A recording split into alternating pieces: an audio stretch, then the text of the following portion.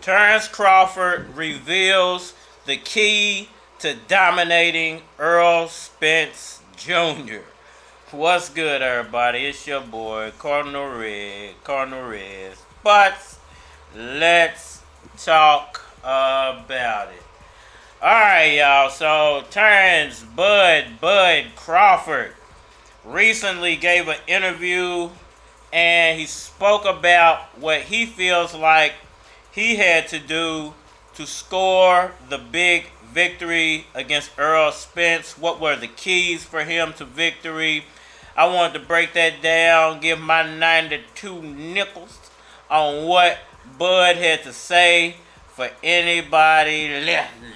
So when I stop him, y'all gonna say he was too weak. On my life. And he stayed at 147. You would not stop too long. You would not. Alright, y'all. So Bud Crawford, you know, he dominated Errol Spence in their big, long-awaited matchup for undisputed. Very, very one-sided fight. And Terence Crawford has come out and he's starting to reveal what he did in preparation for Errol Spence and in preparation to score the big victory. And I want to talk about that and what Errol Spence didn't do to score the victory. I want the best for Errol Spence. So if I was training him or I was in his corner, I don't think he should be fighting at 147 at all. I don't even think he should be fighting at 154. All right, so what did Terence Crawford have to say? Well, Bud basically said that he felt like him and Mac, you know, because it wasn't just Bud. Bud has an excellent boxing coach in Mac. I like to call him Big Mac, you know, because he like to eat. And ain't nothing wrong with eating, you know what I'm saying? Nothing wrong with that, you know what I'm saying? You know, eat your fries, son. Eat your fries. We gonna be here, so eat your fries.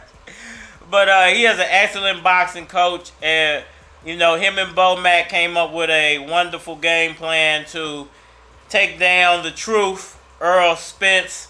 Very hurt about the outcome of the fight, but you know, I'm a man, and I take it for what it is. We live, we fight another day, we come back stronger. Oh, don't poop while I'm talking to you. And Terence Crawford basically said that what him and Mac felt would score him the victory was to take away Errol Spence's jab. And to be specific, Terence Crawford said if you take away Errol Spence's jab, he becomes extremely one-dimensional. That rat is a one down and dirty, filthy fighter. You ought to take it to the Friday night rat fights. Purses can get pretty high when the betting is right. And, you know, I found that to be interesting and slightly funny. That's a little poke. You know, he's poking a little bit at the tiger, you know. But it is what it is. He won the fight, so I guess he can do a little poke. If you beat up a lion, then you might poke at it a little bit after the fight, even though it's still a lion, but you've already won the fight, so, you know, who cares what the lion tries to do? You're going to choke him out again. But, you know, I found that very interesting that he said if you take Errol Spence's jab away, he becomes one-dimensional. I don't completely agree with that. I agree to disagree with that. You know, I agree because that is his main weapon. He does rely a lot on his jab. His whole game plan, like I've said in the past, is basically to work everything off the jab. And if he can't jab, then he has to rely on his other skill sets. Hello, papa. Viejo diablo. Now, Errol Spence was a great amateur boxer, so you can never say someone who has the amateur pedigree as him is one-dimensional, because he had to be multifunctional when he was in the amateurs. That's how you win amateur fights. You have to display all boxing skills. But I will say, when he became professional, it does seem like he leans more on his power and his jab. Okay, yeah, I'll break it down for all the rich dummies in the room. Listen up. If you take away his jab, then he has to lean on his power.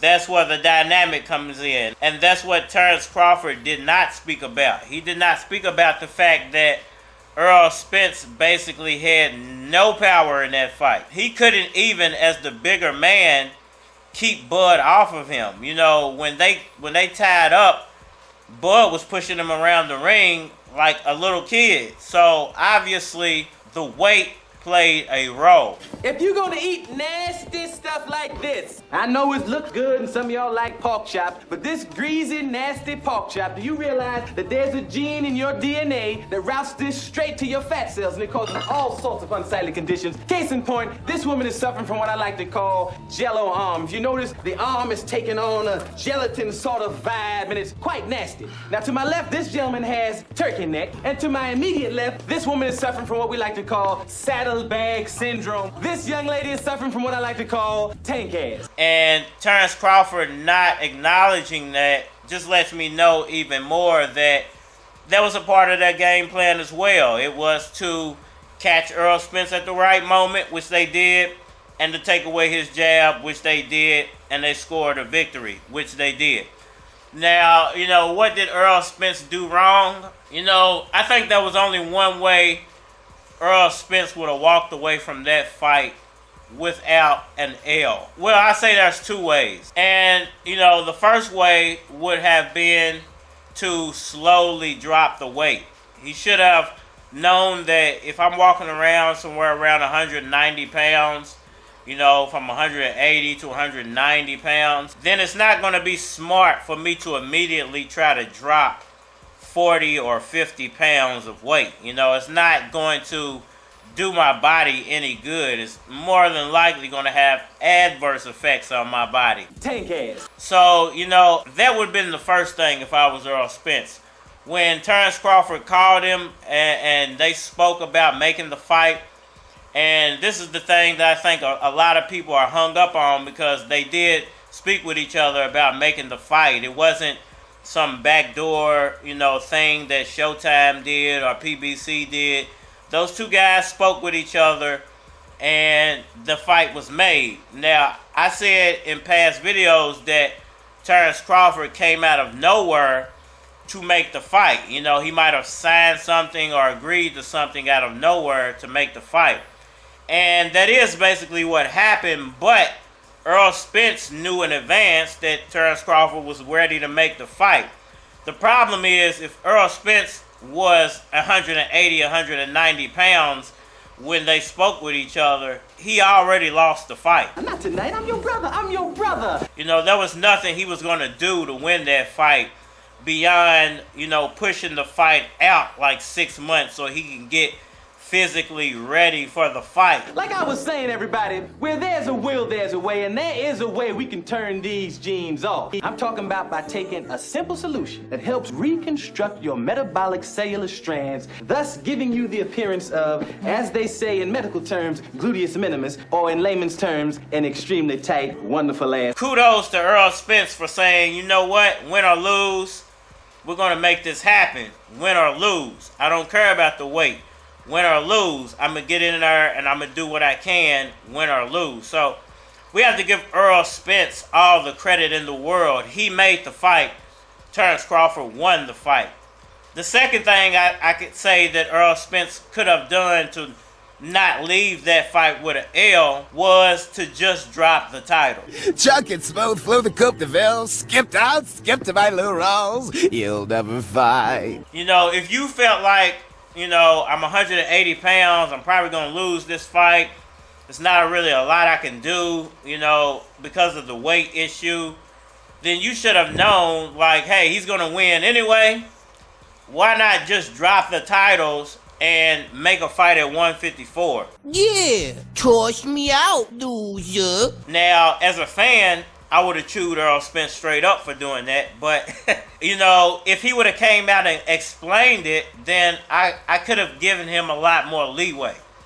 Like, you know, I would have rather not seen a weight-drained version of Errol Spence lose to Terence Crawford.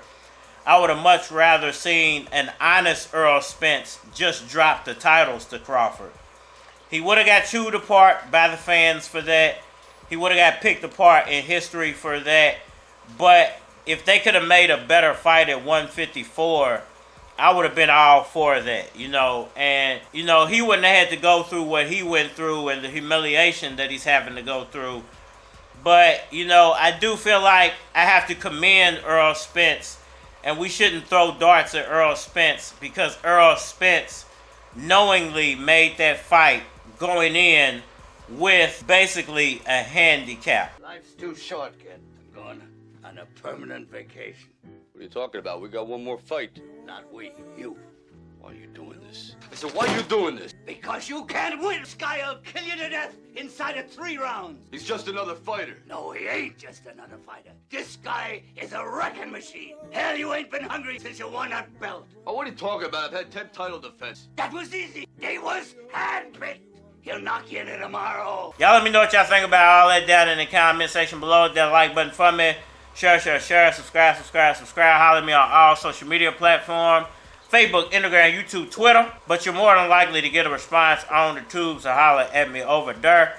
If you want to collabo, feature a product or your channel on my channel, feel free to hit my Gmail, because it is a flock of cards at gmail.com. And we are I got what you need. Fast or slow, girl, what's your speed? You handcuffed, I set you free. You a bad chick, I must say. Come with me, girl, right away. She want a double stack, no cheese, meaning other than the pill, I can get it for free. No fee, think it's MUD.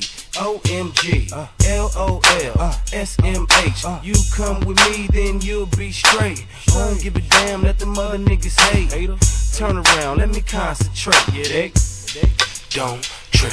I got what you need. Don't trip. I got what you need. Don't trip. I got what you need. Don't trip. I got what you need. Damn, you cold and so's your friend. But she say they don't like me. Please don't act like you don't know. Style is genius, stupid flow. My ego so big you might park on it. Nowadays my style got bite marks on it. Great white shark, homie. You acting kinda strange, quite narc, homie. Move back, homie. I'm looking at that ass. She way past boning. Take her to the crib, have her way past moaning. I almost fell when she threw that ass on me. Don't trip. I got what you need.